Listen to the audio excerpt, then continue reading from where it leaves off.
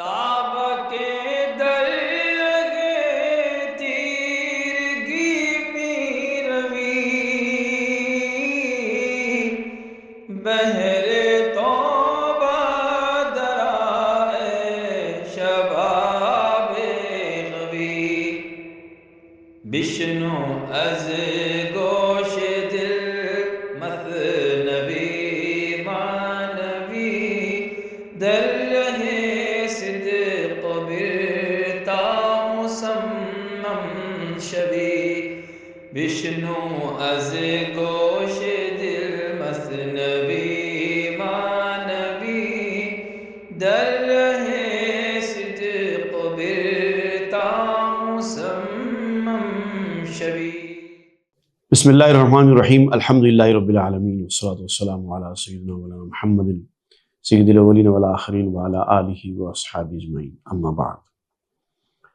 گزشتہ بیان ہو رہا تھا کہ جو تن پروری کے عادی ہوتے ہیں، اپنے تن اور اپنے جسم کے بارے میں ہی سوچتے رہتے ہیں، صرف جسم کا ان کو خیال ہوتا ہے، کھانا پینا اوڑھنا، یہ پہننا، یہ ساری چیزیں ان کی زندگی کا مقصد ہوتی ہیں، وہ لوگ اسی غذا کی طرف توجہ کرتے ہیں جس سے ان کے جسم کو فائدہ ہوتا ہے، جس سے ان کا جسم موٹا تازہ ہوتا ہے۔ سارا انحصار ان کا، ساری توجہ ان کی صرف کھانے پہ ہوتی ہے، اور جتنا کھا کر اپنے تن کو موٹا کرتے جاتے ہیں، ان کی روحانی طاقت اتنی کمزور ہوتی چلی جاتی ہے۔ لیکن ان کو کوئی پرواہ نہیں ہے، ان کو صرف کھانے سے مطلب ہوتا ہے، اور کھاتے ہیں اور روحانیت کا تو سرے سے انکار کر دیتے ہیں۔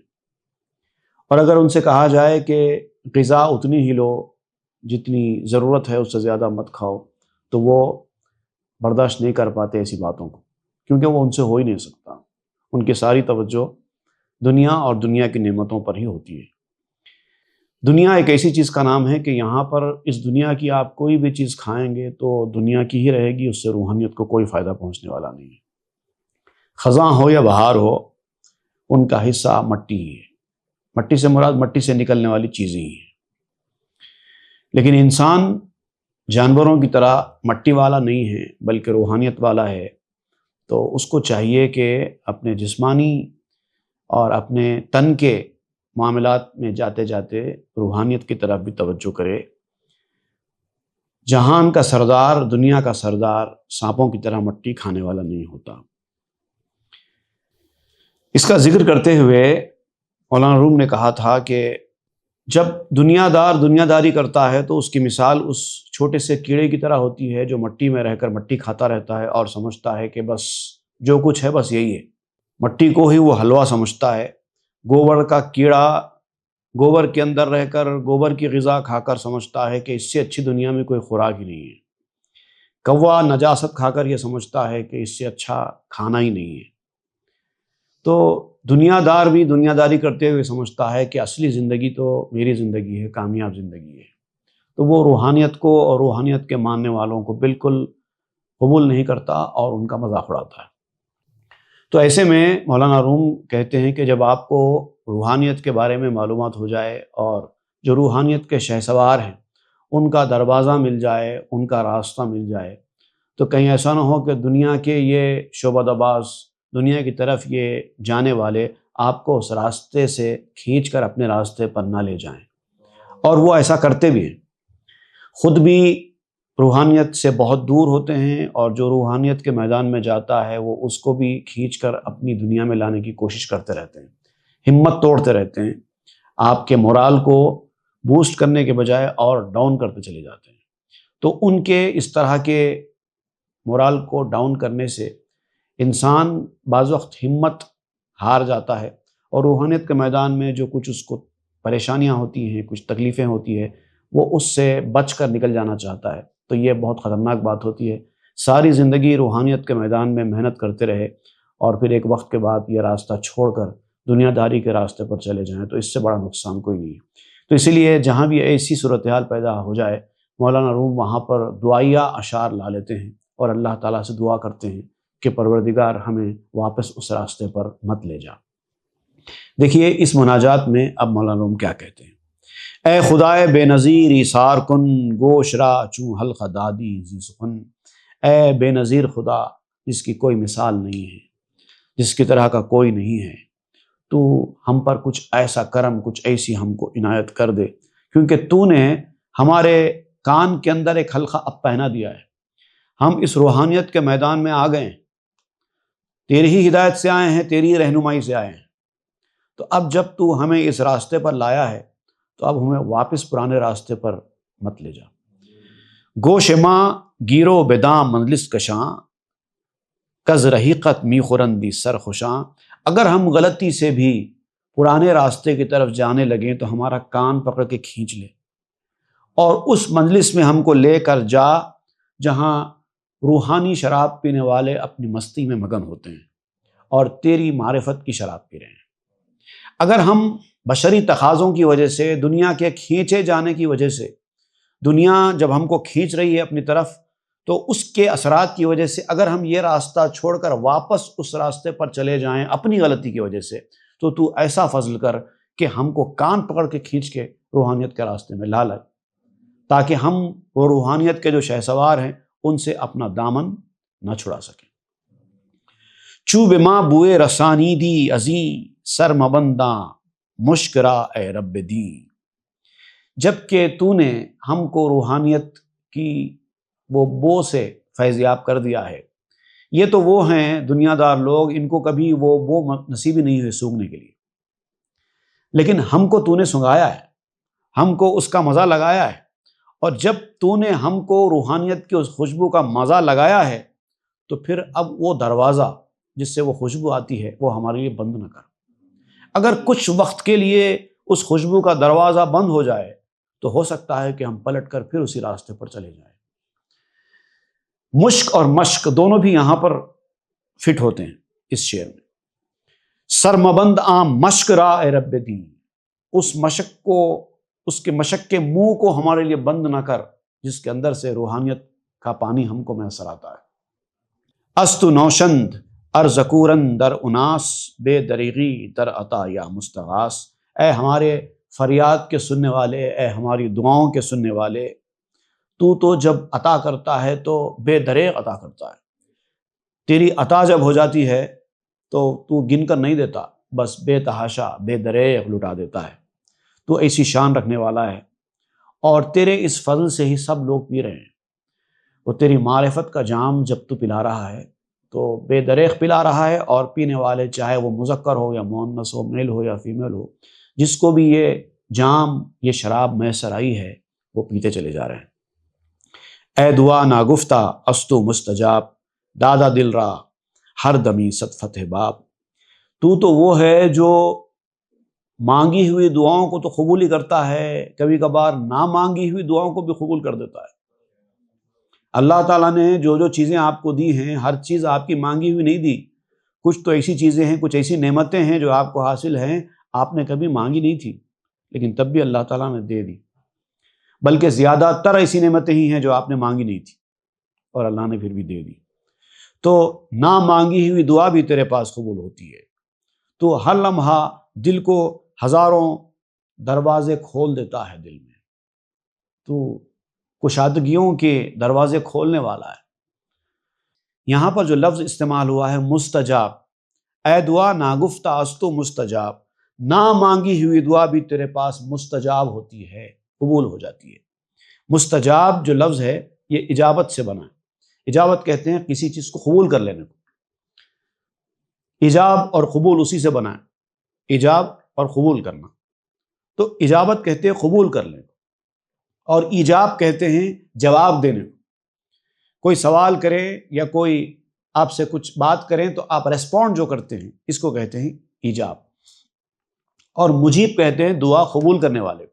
اللہ تعالیٰ کے ناموں میں یہ نام بھی شامل ہے، مجیب، دعاؤں کو قبول کرنے والا۔ اور مستجاب وہ ہوتی ہے جو دعا قبول ہوتی ہے، جو دعا قبول ہو جائے اس کو مستجاب کہتے ہیں۔ دعا قبول کرنے والے کو مجیب کہتے ہیں، اور جو دعا قبول ہو جائے اس کو مستجاب کہتے ہیں، اور جس کی دعا قبول ہو جائے اس کو مجاب کہتے ہیں۔ مجاب، مستجاب اور مجیب، یہ سارے الفاظ بنے ہیں ایجاب اور اجابت سے۔ چند حرف نقش کردی از رقوم، سنگہا از عشق او شد ہمچو موم۔ دنیا میں تو نے چند حروف لکھ دیے ہیں اور ساری دنیا انہی حروف سے چل رہی ہے، اور اس کے اندر ایسے ایسے اثرات رکھے ہیں ان حروف میں کہ بہت سے سنگ دل بھی موم ہو گئے۔ اللہ تعالیٰ نے حروف سے مراد یہاں پر جو کاریگریاں ہیں صنعت کی، اس کی طرف اشارہ ہے۔ بعض چیزیں اللہ تعالیٰ نے ایسی ایسی رکھ دی ہیں انسان کے اندر، انسان خود مجبور ہو جاتا ہے اور اس کی کاریگری چل رہی ہے۔ جیسے مثال کے طور پر میں آپ کو بتاؤں، عشق ہے، اللہ تعالیٰ نے عشق و محبت کا ایک ایسا عنصر انسان کے اندر رکھ دیا ہے، انسان خود نہیں سمجھ سکتا یہ محبت کیا چیز ہے، یہ عشق کیا چیز ہے، لیکن اس کے اندر ہے۔ اور جب عشق ہو جاتا ہے اور انتہا درجے پر ہو جاتا ہے تو انسان بعض ایسی حرکتیں بھی کرتا ہے کہ سمجھدار آدمی کبھی بھی نہ کرے، بے وقوف ہو جاتا ہے۔ عشق میں کبھی بے وقوف ہو جاتا ہے، کبھی بہت زیادہ کامیاب ہو جاتا ہے۔ جب عشق ہو جاتا ہے تو اس کو کچھ اچھا برا بھی سجائی نہیں دیتا، وہ ایک قسم کا نشہ ہے، بس جو اس کو چاہیے بس مل جائے، اور اس کے لیے وہ کچھ بھی کرنے تیار ہو جاتا ہے۔ کئی کیسز تو ایسے بھی ہوتے ہیں، انسان اپنی جان دے دیتا ہے اپنے عشق میں۔ بھئی سب سے بڑی چیز تو جان ہے نا، پھر وہ کیسے دے رہا ہے؟ سب سے بڑی چیز جان ہے تو جہان ہے نا، تو عشق میں انسان تو جان بھی دینے تیار ہو جاتا ہے۔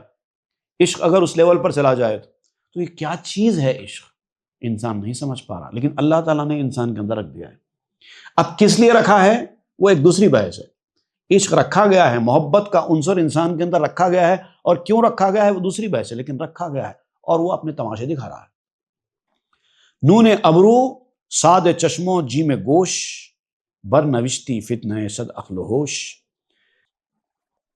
جیسے کہ انسان کی آنکھوں کے اوپر اللہ تعالیٰ نے ایک ابرو لگایا ہے، ابرو کہتے ہیں نا، بہو جس کو ہم کہتے ہیں ہماری زبان میں، تو ویسے ہی ہے جیسے کہ کوئی نون ہے، عربی اردو میں نون لکھا جاتا ہے ایسے گول، تو ویسے ہی ابرو اللہ تعالیٰ نے آنکھوں کے اوپر رکھ دیے اور آنکھیں لگا دی۔ ایسا معلوم ہوتا ہے کہ وہ 7 کی منڈی ہے انسان کی آنکھ۔ اسی طرح جیم گوش، گوش کہتے ہیں کان کو، ہمارے پاس جو گوشت کہتے ہیں اصل میں گوشت نہیں، گوشت ہے، وہ جو فلیش یا پھر مٹن کے میننگ میں ہم استعمال کرتے ہیں، وہ گوشت ہے، گوشت نہیں ہے، گوشت کان کو کہتے ہیں۔ تو کان جیم کی طرح کا بنا دیا ہے۔ اگر آپ دیکھیں کان کی حیت کو، جیسے جیم کی منڈی ہوتی ہے وہ اسٹائل میں کان بنایا گیا ہے، تو گویا کہ یہ حروف ہیں، انسان کے اعضاء ہیں، ایک حروف کی شکل کے ہیں۔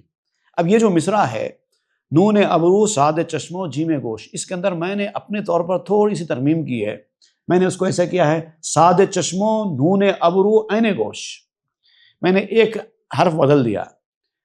آنکھ صاد کی طرح ہے، اور ابرو یعنی کہ بہو نون کی طرح ہے، اور کان کی طرح عین ہے، ہا استعمال نہیں کیا میں نے، عین کا استعمال کیا ہے، کیونکہ آپ دیکھیے عین اور کان بہت ہی ملتے ہیں۔ جیسے کان کی نیچے لولکی ہوتی ہے نا، ویسے عین کی منڈی ہوتی ہے۔ اگر آپ عین کو الٹا کر دیں، نیچے اس کی منڈی اور اوپر اس کا پیٹ اگر رکھ دیں تو آپ کو بالکل کان کا شیپ دکھائی دیتا ہے، جیسے یہ عین ہے اور یہ عین کی منڈی ہے جو لول کی ہوتی ہے، اس طرح سے۔ تو ہا سے زیادہ عین کان کے لیے بہت مناسب ہے۔ اور اس کے علاوہ اس میں ایک اور خاص بات بھی ہے کہ اس کو عین کیوں کیا گیا ہا نکال کے۔ دیکھیے صاد ایک ہے، نون ایک ہے اور عین ایک ہے، اور صاد نون عین مل کے ایک لفظ بنتا ہے صنع، اور چونکہ اللہ تعالیٰ کی تخلیق اس سے ظاہر ہو رہی ہے، صانع کی صنعت ظاہر ہو رہی ہے، اسی لیے یہ لفظ زیادہ یہاں پر سوٹ بھی کرتا ہے۔ صنع، صنع کہتے ہیں تخلیق، مینوفیکچرنگ، کریشن، یہ اللہ تعالیٰ کی کریشن ہے۔ بر نوشتی فتنہ صد عقل و ہوش، اور تو نے تو لکھ دیے ہیں لیکن سینکڑوں ہزاروں عقل اور ہوش رکھنے والوں کے لیے فتنہ بن گئے ہیں یہ چیزیں۔ جیسے کہ محبت کا، عشق کا میں نے ذکر کیا، بڑا سمجھدار آدمی ہوتا ہے، بڑا انٹلیکچوئل آدمی ہوتا ہے، اس کی عقل پر لوگ تعجب کرتے ہیں، ایسا سمجھدار ہوتا ہے، لیکن جب عشق میں مبتلا ہو جاتا ہے تو کہنے لگتا ہے عشق نے غالب نکما کر دیا، ورنہ ہم بھی آدمی تھے کام کے۔ سمجھدار آدمی بھی عشق کے میدان میں آ کر بالکل بے وقوفوں سا ہو جاتا ہے۔ یہ کیا چیز پیدا کی گئی ہے، عقل اور ہوش سب بیکار ہو رہے ہیں اس کے سامنے۔ زاں حروفت شد خرد باریک ریس، نسخ میکن اے ادیب خوش نویس۔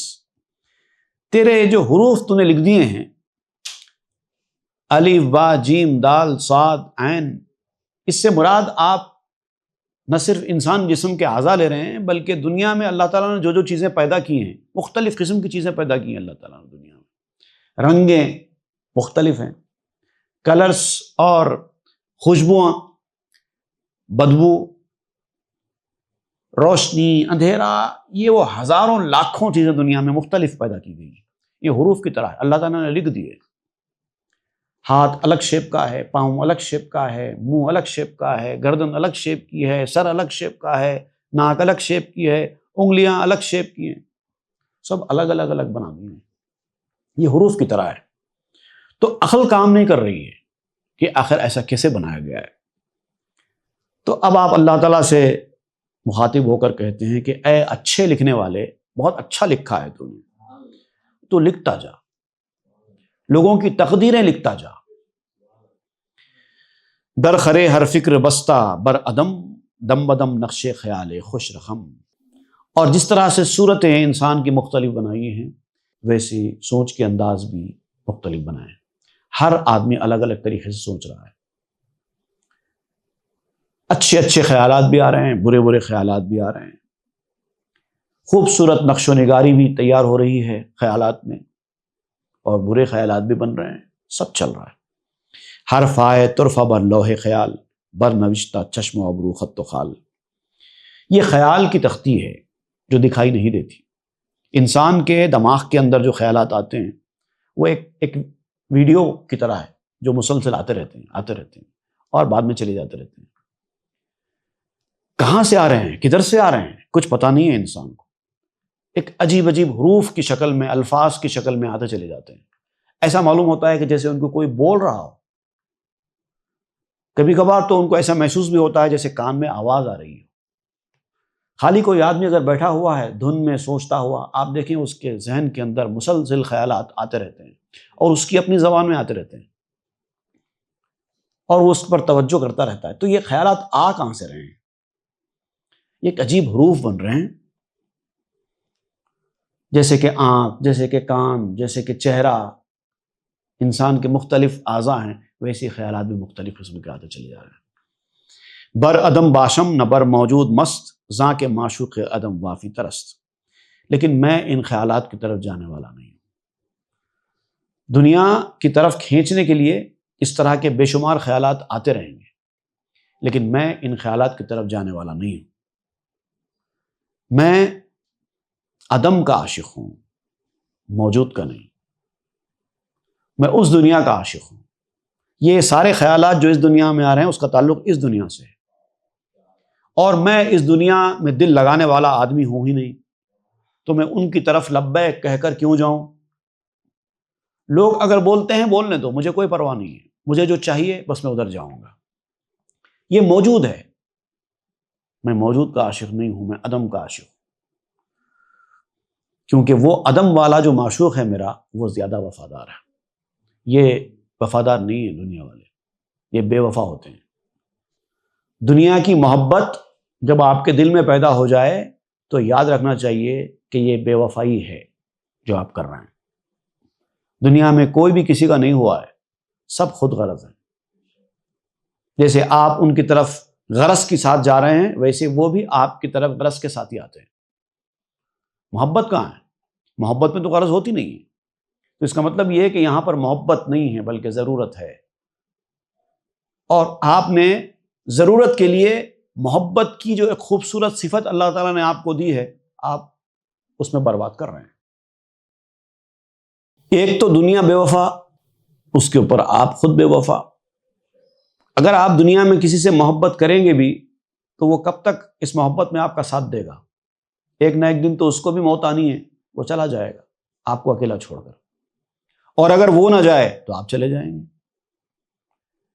ہمیشہ کوئی کسی کا ساتھ نہیں دیتا دنیا میں، کوئی نہ کوئی تو پہلے آپ کو چھوڑ کر چلا جائے گا، بے وفائی کرے گا۔ موت آتی ہے گلے لگنے کو۔ اب بتائیے، گلے لگنے والا آپ کا زیادہ چاہنے والا ہے کہ یا دھوکہ دینے والا آپ کا زیادہ چاہنے والا ہے؟ موت آتی ہے گلے لگنے کو، زندگی ہے کہ دغا کرتی ہے۔ تو چاہنے والا کون ہے، موت یا زندگی؟ زندگی تو دھوکہ دیتی ہے آپ کو، اسی لیے بے وفا اور بے بھروسہ سے نہ تم یاری کرو، جو وفا والا ہے بس اس کی وفاداری کرو۔ عقل را خط خان آں اشکال کرت، تادہ تدبیر ہارا زانورت۔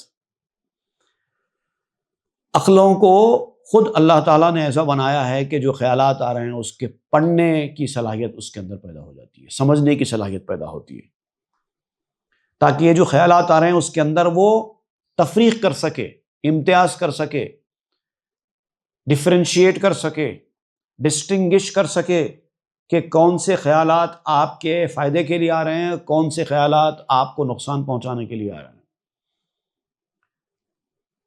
جب تک آدمی ان خیالات کے لپیٹ سے، ان خیالات کے چنگل سے اپنے آپ کو یا نکالے گا نہیں یا پھر اس کے اندر فرق کرنا سیکھے گا نہیں، تب تک وہ اس کی مصیبت سے نہیں بچ سکتا۔ خیالات تو آتے ہیں، اچھے خیالات ہیں یا برے خیالات ہیں۔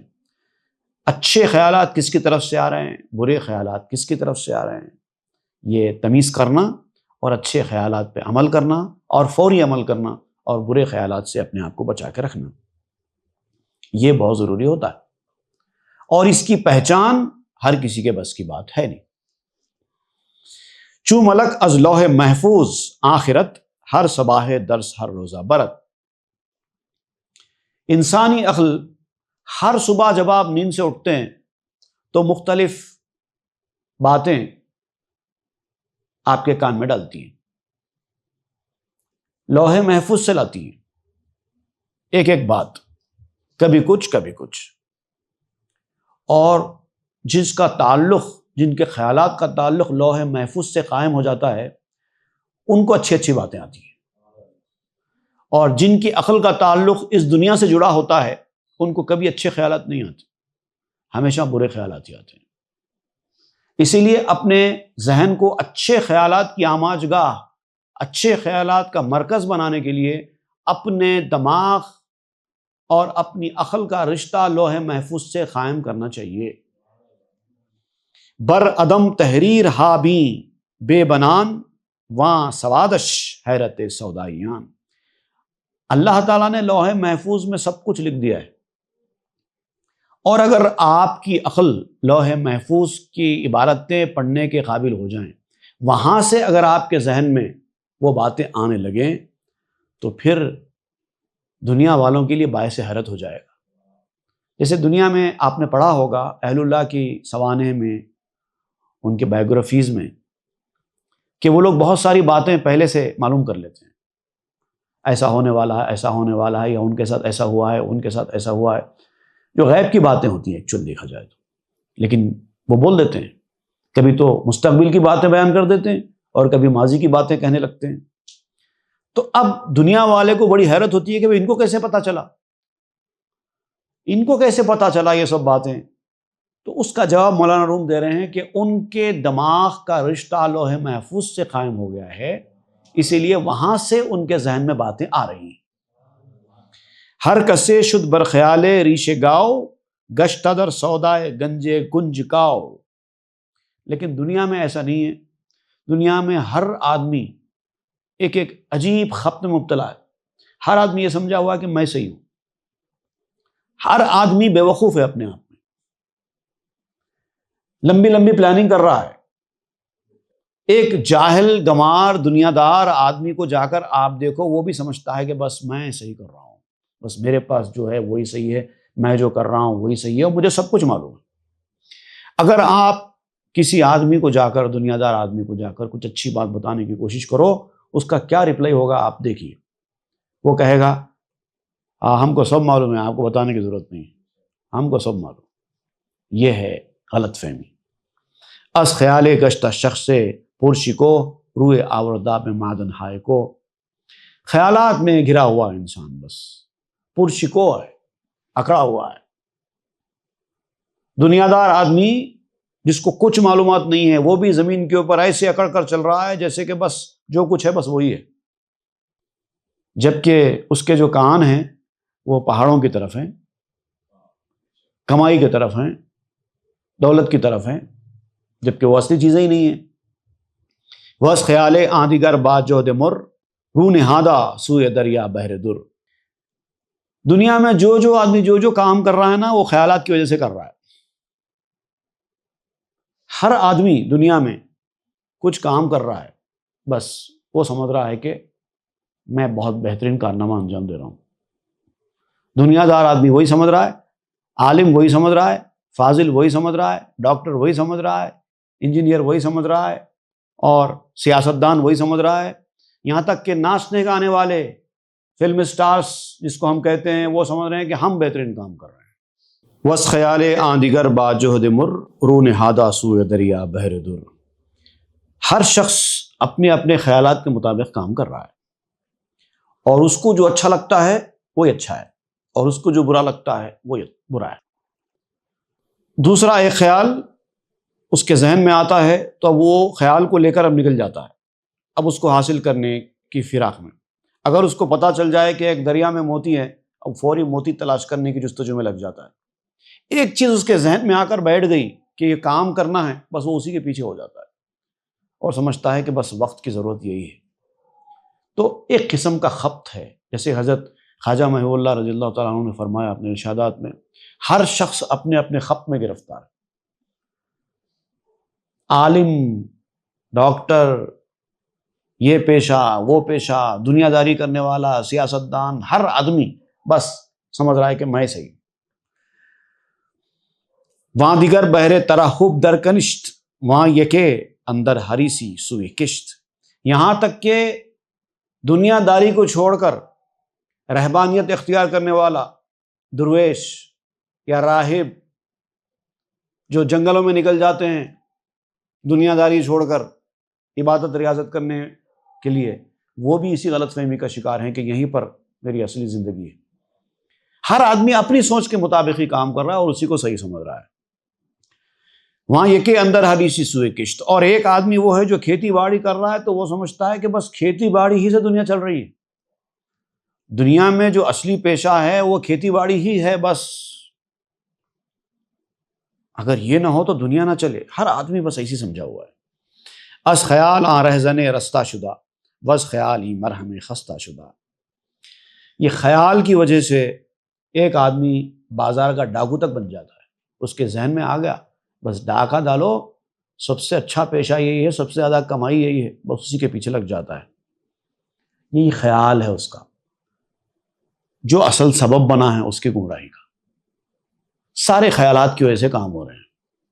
خیالات کام کرتے ہیں اور اس کے دل میں آ کر بات بیٹھ جاتی ہے، بس وہی کرنے لگتا ہے۔ در پری خانی یکے دل کرد گم، بر نجوم آں دیگرے بنہاد سم۔ ایک آدمی ہے علاج معالجے کی دنیا میں نکلا ہے، جن پری کا علاج کر رہا ہے، حاضری آ رہی ہے، اس کا علاج کر رہا ہے، وہ سمجھتا ہے سب سے بہترین علاج یہی ہے بس جو میں کر رہا ہوں۔ اور ایک علم نجوم جان کر، ستاروں کا علم حاصل کر کے اس میں چلا ہے، وہ سمجھتا ہے سب سے اہم علم یہی ہے جو میں کر رہا ہوں۔ آں یہ کہ در کشتی از بحر رباح، آں یہ کہ با فسق و دیگر با صلاح۔ ایک نفع حاصل کرنے کے لیے کشتی میں سوار ہے تو ایک فسق و فجور میں مبتلا ہے، وہ سمجھتا ہے کہ دنیا میں اچھی کمائی حلال طریقے سے نہیں حاصل ہو سکتی، زیادہ کمانا ہے تو یہ حرام حلال چھوڑ کر صرف کمانے پہ توجہ کرنی چاہیے۔ اور دوسرا آدمی ایسا ہے وہ نیکی کے راستے پر چلا ہے تو بس وہ نیکی ہی کے راستے پر چلا ہوا ہے۔ ہر آدمی جو اپنے اپنے ذہن میں جو خیالات آ رہے ہیں اسی کے مطابق دنیا میں کام کر رہا ہے۔ ای روش ہا مختلف بینت بروں، ذا خیالات ملون زندروں۔ باہر سے یہ مختلف جو انسان کے اعضاء کام کرتے ہوئے دکھائی دیتے ہیں یا انسان جو کچھ کرتا ہوا دکھائی دیتا ہے، یہ اس کے خیالات کی رنگا رنگی کی وجہ سے ہے۔ ایک آدمی دنیا میں اگر دنیا داری کر رہا ہے تو سمجھ لو کہ اس کے خیالات بھی ایسے ہی آئے ہوں گے، اسی لیے وہ اس راستے پہ آیا ہے۔ اگر کوئی آدمی دینداری کر رہا ہے تو سمجھو کہ اس کے خیالات میں دینداری بھری ہوئی ہوگی، اسی لیے وہ دینداری کے راستے پر آیا ہے۔ اگر کوئی روحانیت کے میدان میں آیا ہے پریکٹیکلی تو آپ سمجھو کہ کبھی نہ کبھی اس کے ذہن میں یہ آیا ہوگا کہ مجھے اس راستے پر جانا چاہیے، تبھی وہ آیا ہے۔ تو یہ پہلے خیالات بنتے ہیں، ذہن کے اندر پنپتے ہیں، ڈیولپ ہوتے ہیں، اس کے بعد پھر آدمی اس میدان میں آتا ہے۔ تو کوئی بھی آدمی دنیا میں کوئی بھی کام کر رہا ہے تو سمجھ لو کہ وہ کام اس سے بعد میں ہوا، پہلے اس کے خیالات اس کو آئے۔ این دراں حیران شدہ کاں برچست، ہر چشندہ آں دیگر را نافی است۔ اب وہ حیران ہے کہ یہ خیالات کس بنا پر میرے اندر آئے ہیں، اور اسی کو صحیح سمجھا ہوا ہے اور دوسرے کو غلط ثابت کرنے پہ تلا ہوا ہے۔ اب مذہبوں میں بھی آپ دیکھیے، جو مختلف قسم کے مکاتب فکر ہوتے ہیں ان کے اندر دیکھیے، ہر مکتب فکر کے پاس جائیے آپ، ہر دین پر چلنے والے کے پاس، ہر مذہب پر چلنے والے کے پاس جائیے اور پوچھیے اس کے بارے میں، وہ کہتا ہے میں ہی صحیح ہوں، میرا دینی، میرا مذہبی، میرا جو سوچنے کا ڈھنگ ہے وہی صحیح ہے، سب کا غلط، بس میں صحیح راستے پر ہوں۔ حالانکہ آپ کے صحیح راستے پر ہو جانے سے یا کہہ دینے سے آپ صحیح راستے پر تو نہیں ہوتے، صحیح راستہ تو ایک ہی ہے، مگر لوگ تو ہزاروں راستوں پر چل رہے ہیں، سب صحیح راستے پہ کیسے ہو سکتے ہیں؟ اگر لوگ ہزاروں راستوں پر، مختلف راستوں پر چل رہے ہیں تو سب کے سب صحیح کیسے ہو سکتے ہیں؟ لوگ زیادہ غلط ہو سکتے ہیں، صحیح سب نہیں ہو سکتے۔ مثال کے طور پر میں آپ کو اور بات سمجھاتا ہوں۔ میں نے یہ پین اٹھا کر آپ سے پوچھا کہ یہ رنگ کون سا ہے، تو آپ سبوں نے ایک ایک رنگ کا نام لیا۔ کسی نے کہا کالا ہے، کسی نے کہا سفید ہے، کسی نے کہا لال ہے، کسی نے کہا ہرا ہے، کسی نے کہا پیلا ہے، مختلف رنگوں کے نام آپ نے لیے۔ اب بتائیے اس میں صحیح کتنے اور غلط کتنے ہیں؟ سب کے نام الگ الگ ہیں، ہر آدمی نے ایک الگ الگ رنگ کا نام لیا۔ سمجھیے 40 آدمی، 50 آدمی نے الگ الگ رنگ کا نام لیا، 50 رنگوں کا نام لے لیا، تو اب یہ 50 میں صحیح کتنے ہیں اور غلط کتنے ہیں؟ ایک ہی صحیح ہے، باقی 49 پورے غلط ہے، کیونکہ جس نے سفید کہا اسی نے صحیح کہا۔ تو مطلب صحیح ہمیشہ ایک ہی ہوتا ہے، غلط کئی بھی ہو سکتے ہیں، ہزاروں بھی ہو سکتے ہیں۔ تو ویسے ہی ہر آدمی ایک راستے پر چل رہا ہے اور مختلف راستے پر چل رہا ہے، تو اس کا مطلب یہ کہ صحیح راستہ ایک ہی ہے اور باقی سارے غلط ہیں۔ اب اگر آپ کسی سے پوچھیں کہ بھائی صحیح راستے پر کون ہیں، تو سارے کے سارے 50 کہیں گے صحیح راستے پر ہم ہیں۔ یہ ہے پریشانی، ایک آدمی دوسرے راستے پر چلنے والا کا منکر ہے۔ خیالات ار نبود نامو تلف چوں ز بیروں شد روش ہا مختلف۔ اگر یہ خیالات مختلف نہیں ہیں تو پھر بیرونی روشیں، لوگوں کے چلنے کے انداز مختلف کیوں ہیں؟ خیالات الگ الگ ہو گئے ہیں، اسی لیے لوگوں کے راستے الگ الگ ہو گئے ہیں۔ پہلے اپنے خیالات کو درست کرو۔ اگر آپ اس روحانی میدان میں رہنا چاہتے ہیں، دنیاوی میدان میں نہیں جانا چاہتے، تو اپنے خیالات کو ویسے بناؤ، تو پھر آپ کو اس راستے پر چلنا آسان ہوگا، اس راستے پر آپ نہیں جائیں گے۔ لیکن اگر آپ نے اپنے خیالات کو دنیا داری کی طرف موڑ لیا تو یاد رکھو آپ اس میدان میں زیادہ دن تک چلنے والے نہیں ہیں، کبھی نہ کبھی آپ کے خیالات آپ کو لے کر اس راستے پر چلے جائیں گے۔ قبلہ جارا چپنہا کردند ہر کسیرو جانب آوردند۔ اب بالکل مثال ایسی ہے جیسے کہ کسی کو قبلہ نہیں معلوم ہے کہ کدھر ہے، اور کوئی ڈائریکشن سمجھ میں نہیں آ رہا ہے کہ قبلہ کدھر ہے۔ ایسے مقام پر آپ ہیں جہاں پہ آپ کو پتہ ہی نہیں چل رہا ہے کہ قبلہ کدھر ہے، اور آپ کو نماز پڑھنی ہے، تو کیا ہوگا؟ اندازے کے مطابق نماز پڑھیں گے، اور جب آپ اندازے کے مطابق نماز پڑھیں گے تو ایک ہی آدمی قبلے کی طرف ہوگا۔ اگر 4 لوگ 4 ڈائریکشن میں نماز پڑھ رہے ہیں، یا 8 آدمی 8 ڈائریکشن میں نماز پڑھ رہے ہیں، 8 ڈائریکشن بھی تو ہو سکتے نا، north south east west, north east south east, north west south west, 8 directions میں۔ اگر 8 آدمی 8 ڈائریکشنز میں نماز پڑھ رہے ہیں تو نماز تو ایک ہی آدمی قبلے کی طرف منہ کر کے پڑھ رہا ہے، باقی 7 پورے غلط ڈائریکشن میں پڑھ رہے ہیں۔ لیکن اس وقت اس سے پوچھو، سب یہ کہیں گے کہ نہیں قبلہ ادھر ہی ہے، تو ان کے قبلہ ادھر ہے کہنے سے قبلہ ادھر تو نہیں ہو جائے گا، قبلہ جہاں ہے وہیں ہے، اور سب اپنے اپنے اندازے کے مطابق کر رہے ہیں۔ جب تک آپ کو پتہ نہیں ہے کہ قبلہ کدھر ہے، پھر بھی آپ کی نماز ہو جائے اندازے کے مطابق، لیکن جب قبلے کا پتہ چل گیا، اس کے بعد اگر آپ نے قبلے کی طرف سے منہ پھیرا، کسی اور ڈائریکشن میں نماز پڑھی، تو آپ کی نماز نہیں ہو سکتی۔ تو اس کے لیے ضروری ہے کہ ہمیشہ اٹکل اور اندازے کام نہیں کرتے۔ ہدایت آ جانے کے بعد خاص طور سے اس وقت اٹکل سے کچھ ہونے والا نہیں ہے۔ ہدایت آ چکی ہے، وَقُلْ جَاءَ الْحَقُّ وَزَهَقَ الْبَاطِلُ، کہیے کہ حق آ چکا ہے اور باطل مٹ چکا ہے۔ اب اس کے بعد آپ کے اندازے کسی کام کے نہیں ہیں۔ آپ کو حق کو ڈھونڈنا ہوگا اور حق کے راستے پر چلنا ہوگا۔ جب تک حق نہیں آیا تھا تب تک آپ کے اندازے ٹھیک تھے، لیکن اب اندازے کا کوئی مسئلہ نہیں ہے۔ حق آ چکا ہے، آپ کو حق کے راستے پر جانا ہوگا، حق کو تلاش کرنا ہوگا، حق بتانے والے سے مل کے رہنا ہوگا اور اس کی ہدایت کے مطابق کام کرنا ہوگا، تب جا کے آپ کو راستہ ملے گا۔ اندازے سے دیوان خانے میں بیٹھ کر کچھ بھی خیالات پکا لینا حق کو نہیں دکھاتا۔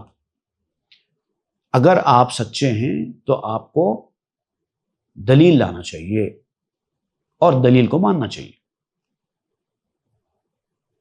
قُلْ هَاتُوا بُرْهَانَكُمْ إِن كُنتُمْ صَادِقِينَ، کہیے کہ لے کے آؤ، دلیل لے کے آؤ اگر تم سچے ہو، اندازے پہ نہیں۔ دنیا میں آج بھی آپ دیکھیں گے بہت سارے لوگ صرف اندازوں پہ کام کر رہے ہیں، یہاں تک کہ ایمان اور عقیدے کے معاملات میں بھی صرف اندازے چل رہے ہیں۔ اندازوں سے کچھ ہونے والا نہیں۔ ان الظن لا یغنی من الحق شیئا، تمہارے اندازے، تمہارے گمان حق کو نہیں بدل سکتے، تم کو حق سے بے نیاز نہیں کر سکتے۔ حق تو حق ہی رہے گا۔ اگر آپ نے نارتھ کو ویسٹ کہہ دیا یا ایسٹ کو ساؤتھ کہہ دیا تو آپ کے کہنے سے نارتھ ویسٹ نہیں ہو جائے گا، ایسٹ ساؤتھ نہیں ہو جائے گا۔ تحقیق کرو کہ کدھر ایسٹ ہے، کدھر ویسٹ ہے، کدھر نارتھ ہے، کدھر ساؤتھ ہے۔ یہ ہے اصلیت۔ اور اپنے ذہن کو، اپنے خیالات کو اسی انداز میں لاؤ تو آپ کی مدد بھی ہوگی۔ یہ اٹکل سے جو لوگ چلتے ہیں، ظاہر بات ہے وہ حقیقت تو ہے نہیں، حق تو ہے نہیں، لیکن لوگ اٹکل سے چلتے ہیں، اندازے سے چلتے ہیں۔ اس سے کیا نقصانات ہوتے ہیں اور ایسے کیسے لوگ ہوتے ہیں، وہ اس کی تفصیل انشاءاللہ آئندہ درس میں بیان کی جائے گی۔ وصلی اللہ تعالی علی خیر خلق سیدنا محمد وآلہ وسلم والحمد للہ رب العالمین۔ تاب کے درگے تیرگی پیروی، بہر توبہ درائے شباب غوی، بشنو از گوش دل مثنوی معنوی، در رہے صدق برتا مصمم شوی، بشنو از گوش